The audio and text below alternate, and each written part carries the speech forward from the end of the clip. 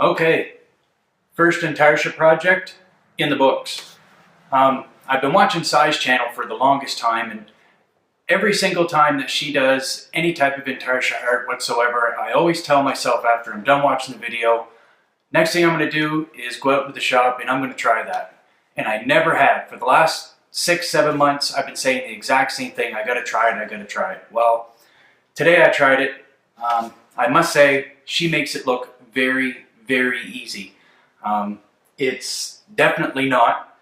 It took me, I don't know, I'm going to say right around 4, maybe even 5 hours worth of sanding just for, a little bit of legs and a little bit of this bear here, which is, nowhere near what it is that she's usually doing. So, I had a piece of spruce that was live edge that was just hanging around underneath my bench forever, and that's what I ended up using as my backboard.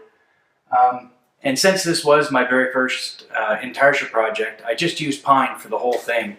I didn't want to possibly ruin any of what little bit of hardwood that I do have laying around. So yeah, if you haven't tried this stuff yet, I mean, it's very addicting. I mean, you have to try it. I love it. I'm hooked. I'm going to be doing more, that's for sure. So stay tuned.